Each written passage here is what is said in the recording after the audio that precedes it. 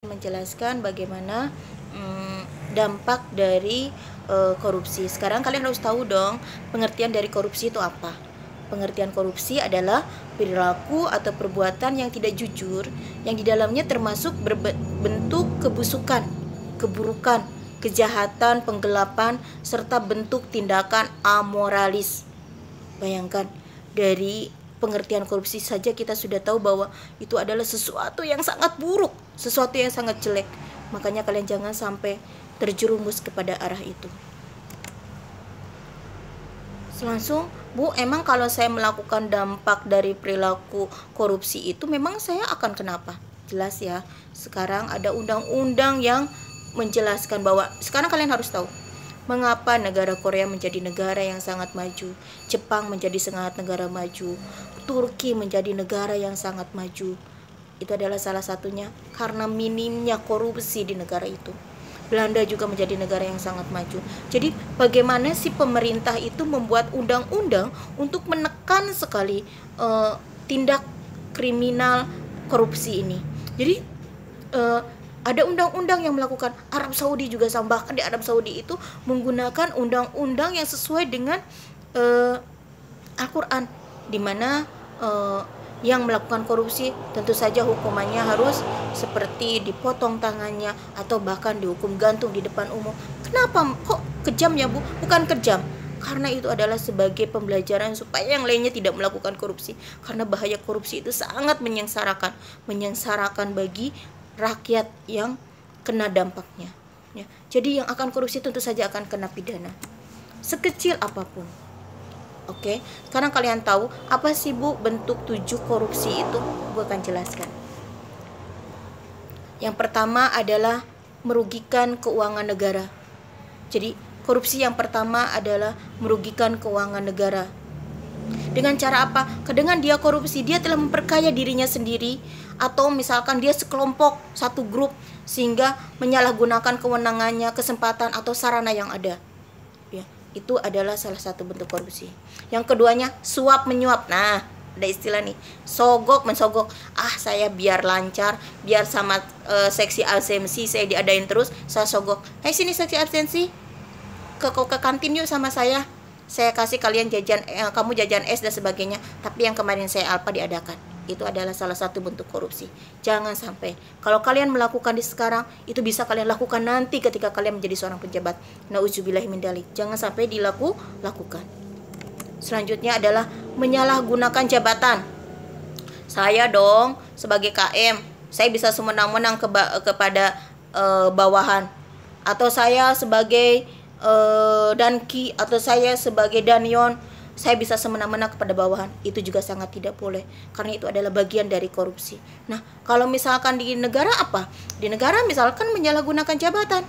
Misalnya seorang PNS yang sengaja menggelapkan atau merusakkan, menghilangkan sengaja barang, akta atau surat dokumen yang diperlukan. Itu juga menyalahgunakan jabatan. Ya. Selanjutnya ada pemerasan. Banyak sekali kan yang melakukan pemerasan terhadap terhadap orang lain atau terhadap teman. Dia kemarin ketahuan bolos sama saya diperas. Biar kamu nggak dilaporin kepada wali kelas, ayo bayar saya 5.000 atau jajanin saya wuduk sama es. Seperti itu. Itu juga adalah bagian dari korupsi.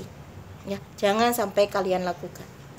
Selanjutnya kecurangan. Nah, ini nih yang kecurangan yang Ibu sudah jelaskan. Misalkan belanja 13.000 di up jadi 15.000, itu juga sudah berlaku curang. Ya, misalkan kalian harus beli sapunya harus beli 3, tapi malah dibelikan 2. Tapi diam aja nggak laporan. Padahal uang yang dikeluarkan adalah sapunya 3, tapi cukup 2. Itu juga adalah salah satu dari bentuk korupsi. Misalkan kalau dalam pemerintah, misalkan misalnya seorang pemborong nih, dia harus membuat sebuah gedung dengan anggaran 1 miliar, tapi dia hanya membelanjakan sekitar 800 juta saja, yang 200 jutanya dikantongin atau dibagi-bagi, sehingga barang-barang gedung yang dia bangun itu sarananya sangat rapuh, sehingga membahayakan kalau sampai runtuh, dan itu yang terdampak adalah rakyat. Itu juga adalah salah satu bentuk kecurangan, dan itu adalah masuk dalam salah satu bentuk korupsi. Selanjutnya adalah Benturan kepentingan dalam pengadaan barang dan jasa. Nah, ini juga bentuk korupsi. Sama ya seperti tadi bentuk pengadaan barang dan jasa. Misalkan tadi ini sama dengan yang tadi bentuk kecurangan. Bisa juga kalian harusnya memberikan barang membelikan barang 3 tapi kalian cuma berikan 2. Ataupun misalnya barangnya tetap 3. Misalnya harganya 13 ribuan kalian up jadi 15 ribuan. Atau misalnya kalian nih seorang pejabat yang memberikan sarana dan prasarana, misalkan sekarang nih obatnya corona misalkan ya. Obatnya corona harusnya harganya misalnya kalau nanti sudah ada hanya 100 ribu misalkan. Tapi di up menjadi 250 ribu. Bayangkan berapa yang dia korupsi dari satu obat saja. Dan itu dia kumpulkan untuk memperkaya dirinya sendiri. Nauzubillah, itu adalah salah satu dari korupsi juga. Percayalah, uangnya tidak akan berkah. Tidak akan berkah. Dia walaupun memang dia merasa kaya di dunia, tapi nanti pasti ada misalnya sakit dan sebagainya. Tapi tentu saja yang paling berat adalah bagaimana pertanggungjawaban nanti kalian di akhirat. Oke. Gratifikasi. Jadi gratifikasi itu adalah sebuah pemberian yang diberikan atas diperolehnya suatu bantuan atau keuntungan. Mencek urang mah nyogok. Ya. Bukan nyogok ya. Salam temper lah, salam hatur nuhun. Misalkan seperti ini, saya sudah dipilih jadi KM nih di kelas, saya mau gratifikasi ke wali kelas, ke anak-anak yang sudah milih saya. Bagi yang sudah milih saya menjadi KM, saya kasih hadiah pulsa 10 ribuan satu kelas misalkan ya. Itu namanya gratifikasi, tidak boleh ya, karena itu adalah salah satu masuk dalam bentuk korupsi ya. Nah selanjutnya Bu, apakah gratifikasi itu bisa bentuk misalkan barang atau uang? Tidak, bisa bentuk jabatan. Oh, si Anu milih saya KM, berarti kamu saya angkat jadi seksi keamanan ya. Jadi bisa dia juga diberikan jabatan atau dia diberi fasilitas karena dia sudah membantu saya meluluskan saya menjadi KM, makanya saya kasih dia fasilitas, boleh pakai motor saya misalkan ya, atau boleh pakai handphone saya, atau saya belikan handphone dan sebagainya. Itu juga sama gratifikasi. Jadi jangan sampai kalian lakukan. Nilai-nilai anti korupsi apa sih? Kalau kalian memang mengikuti anti korupsi ini, apa yang akan kalian dapatkan nilainya? Yang pertama adalah kejujuran. Orang yang jujur hidupnya tidak akan susah, percayalah. Dimanapun dia akan selalu dihargai. Yang kedua adalah kepedulian. Berarti dia peduli, dia berpikir kalau saya melakukan korupsi akan ada banyak yang orang-orang yang akan tersakiti dan teraniaya. Kalau saya jadi penjabat dan saya korupsi, kasihan rakyat saya hidup sengsara. Apakah saya mau hidup bahagia di atas penderitaan rakyat? Tidak mungkin. Yang kedua artinya kalian mandiri. Kalian itu bekerja keras mandiri. Saya tidak butuh uang korupsi karena saya bekerja keras dan saya mendapatkan hasil dari keringat saya. Bukan dari saya mengambil hak orang lain. Itu adalah ciri mandiri yang bagus. Yang kedua adalah disiplin, sudah jelas. Mengapa Jepang menjadi negara maju, Korea menjadi negara maju? Karena negaranya sangat disiplin. Kalian insya Allah juga menjadi orang yang sangat maju ketika kalian melakukan anti korupsi. Yang kedua, yang selanjutnya, yang kelima adalah bentuk tanggung jawab. Ketika nanti kalian di akhirat, yang akan yang ditanyakan oleh Allah Subhanahu wa taala adalah pertanggungjawaban dari kalian hidup di dunia itu apa? Hidup itu untuk apa? Ditanggungjawabkan. Nah, salah satunya kalian tidak melakukan korupsi. Itulah bentuk bahwa kalian itu sangat bertanggung jawab.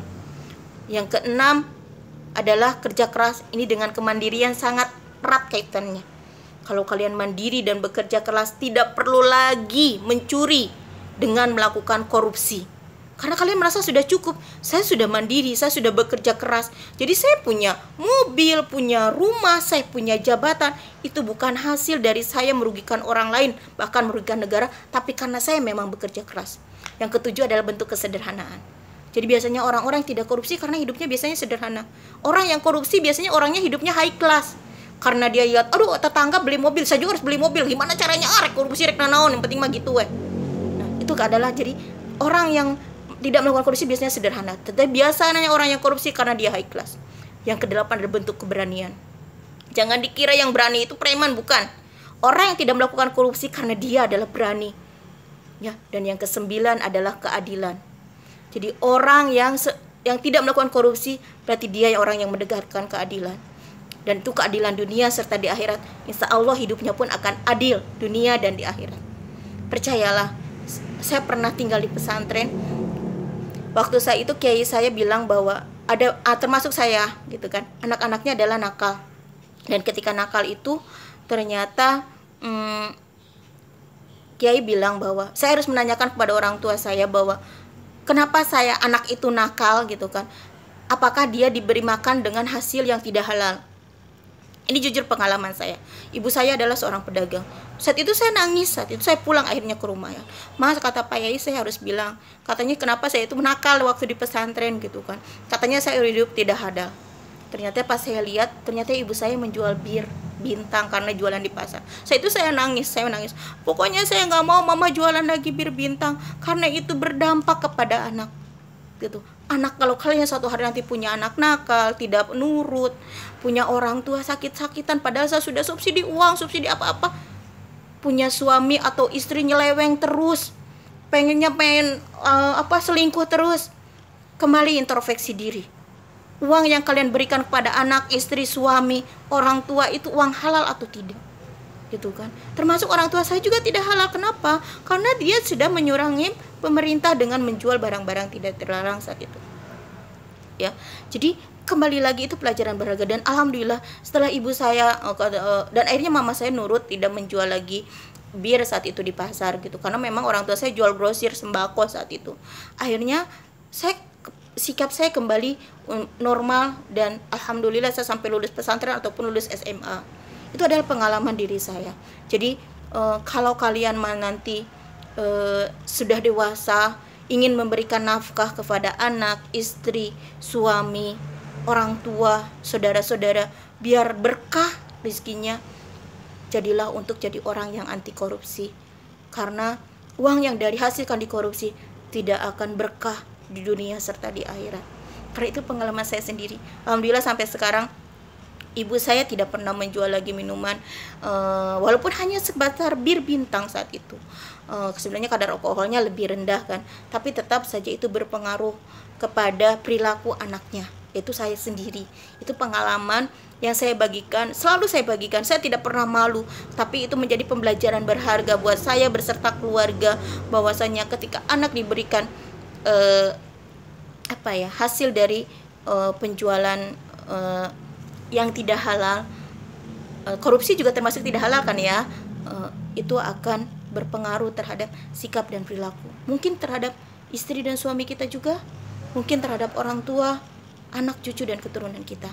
Oleh karena itu ibu mengajak untuk kelas 1 sekalian, mari pendidikan karakternya mulai ditegakkan untuk merantas korupsi, untuk anti korupsi dalam dirinya, jiwa bahwa disiplin, jujur, itu terapkan dalam diri kalian untuk menjadi pribadi yang berkarakter, yang sangat didambakan bagi kesejahteraan di negara ini. Karena kalau kalian memang orang anti korupsi, otomatis kalian sangat dirindukan untuk menjadi pemimpin nanti di masa depan untuk negara ini, dan kalian juga tentu akan dirindukan oleh yang maha kuasa sebagai hambanya yang bertakwa karena menjauhi apa yang dia larang.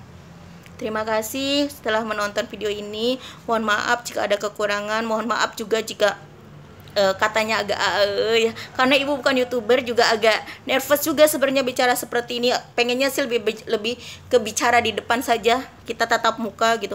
Tapi apa daya dengan situasi yang ada saat ini, ternyata kita harus melakukan segala sesuatunya daring gitu. Semoga kalian sehat semua, tetap di rumah, tetap ikuti peraturan yang ada di sekolah dengan nanti di grup ya. Jangan sampai live grupnya, tetap pantau apa saja yang harus kalian lakukan. Pembelajaran juga termasuk nanti pelajaran ibu ada bahasa Indonesia, bahasa Korea, nanti ibu akan berikan tugasnya. Pahami, jika tidak paham nanti kalian bisa nanyakan melalui daring. Terima kasih. Semoga kalian sehat semua. Ibu tutup dengan Assalamualaikum warahmatullahi wabarakatuh.